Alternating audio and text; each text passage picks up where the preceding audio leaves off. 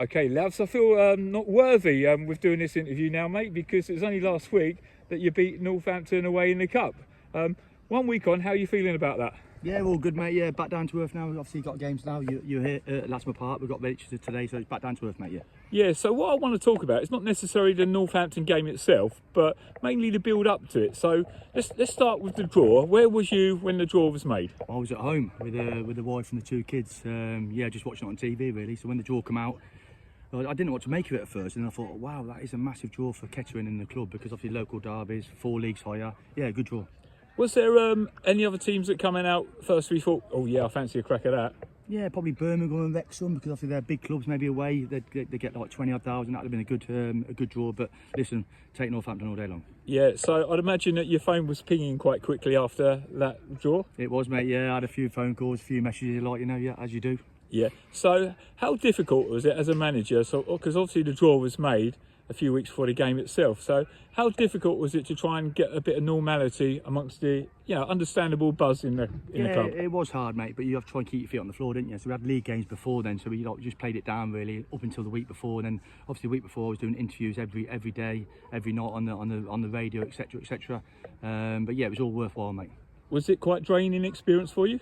It was, mate. My hair was black before then. Now it's gone grey, hasn't it? So yeah, it was. No, it wasn't. Yeah, it was. It was a hectic week, mate. But like I say, a good week. Yeah. Did it impact the family life at all? No, the family are used to it now with the phone going off and everything else. They're used to it. So they're football people, so they don't mind it. Okay, so like obviously it's such a big game that I would have expected you'd have a full strength team to choose from. How early would you say you probably knew, everyone being fit, what team that you was going to pick? That's a bit of a hard one, really. There's probably 2 or 3 positions up for grabs at the time, so I wouldn't say it was in stone. It was probably 40 hours before, which I knew my team for, unless any illnesses or injuries. So yeah, probably about 40 hours before the game. So opponents Northampton, did you go and watch any of their matches, or did you rely on footage? Or no, we had them. Yeah, we had them watched, mate. Yeah, Frankie, my coach, went to watch them. I watched the clips on TV, etc., etc. But yeah, we've gone there, and it was a good day, mate. Wasn't it? So I know that you're a positive guy by nature, and you're a winner. But what was your deep innermost thoughts about this tie? Was it winnable for you? Was you hoping to take it to penalties, or? No, I won't tell lies, mate. I called it amongst my staff. I said we'd go there and get a result, and we did. It's a massive call to make, but I just had that feeling coming up to the game that there's something special going in that change room, and we can do it, and we did do it. Yeah. Well, I don't want to blow smoke up your what's it, but on one of the Kettering fan pages, I predicted a 2-0, and that was mainly because of you, because I know that you would have expected to win, wanted to win. Yeah, we got in at half time. We were 1-0 down at half time, and we were still in the game at half time. And obviously, I've not had a go at half time. I said, listen, we can turn this around. We did turn it around 2-1 in the end. It was a great day all round, mate. Yeah. Yeah. So match day itself. How did you sleep the night before? Yeah, probably normal, because I don't really sleep. I have probably 3 or 4 hours a night. I'm not a good sleeper. Yeah. So it was just probably normal, really. Yeah. Yeah. Was there extra nerves? There must have been an extra buzz from I hate to say it's mundane, the league programme. Yeah, I think the nerves come when come for half 5 kick-off time, really. Before then, I was okay. Come half 5, then obviously it's match day, it's game time, and that's when it's kicked in. I've seen the Kettering fans at the ground; they've come out in their force, so the nerves kicked in then. But once the whistle blew, it was normal. Yeah. So obviously the team got the bus from the ground, and Northampton Hilton, you stayed up for a little while. Yeah, we had a. That's quite a big time, isn't it? Yeah. Say no more, mate. Yeah, we had a pre-match there, mate, and we've done things the right way. So we were there for a couple of hours, and then obviously we went from the coach to the ground. Yeah. Yeah. What time would you get to the ground? And was any of your match preparation any different to normal? Bigger stadium and stuff like that? No, I didn't change anything really, mate. The pre-match meals are different because we don't really do that on a match day normally. Yeah. But that was it really. We got there at 3:15, 3:15, and it was just like game time. Yeah. So what was your final message to the team before they went out to the tunnel? Just have no regrets this game. Leave everything out there, and let's see what happens. So obviously at half time you was 1-0 down. So what would you have said to the team then? Because you was obviously 1-0 down, unfortunate circumstances, an own goal, wasn't it? Yeah. I can't tell you what I said at half time. Go on. You trust me, mate. I had a little bit, not a go. I just wanted a bit more. I just thought first half we went through the motions a little bit, but second half, everything's fell into place regarding the substitutions that happened at the right time. Everything clicked into place, and it was our day in the end, wasn't it? Yeah. So you get to 90 minutes.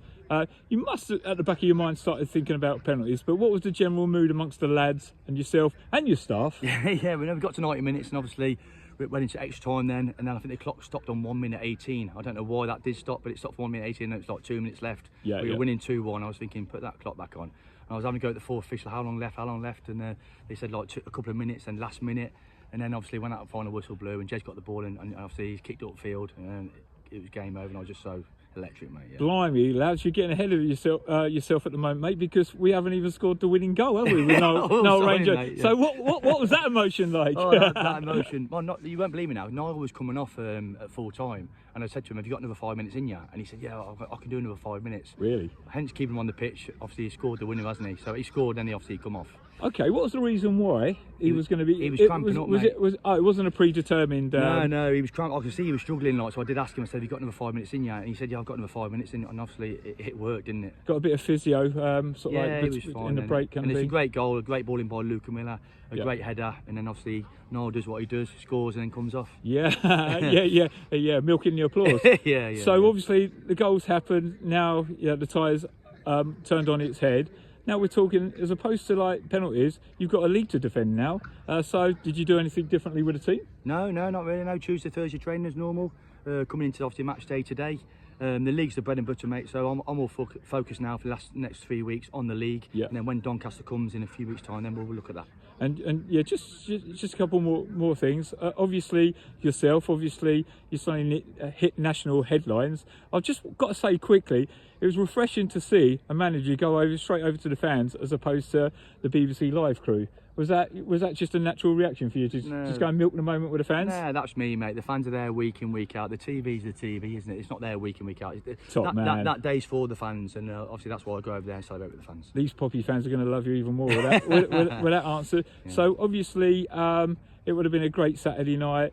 Sunday, was it a bit surreal? Was there a bit of a come down for you and all for the rest of this week? I was going through my phone out to answer about 300 messages that I had on the Saturday night. So we went out in Northampton. I think I got in at 5:30. Yeah. I was up at half 6 or 7 o'clock. Yeah. And I watched the game at 7 o'clock in the morning, the rerun of it, and I enjoyed watching it. Oh, I bet you did. And this week, obviously back to your day job. Have you been recognised at places where you hadn't been before?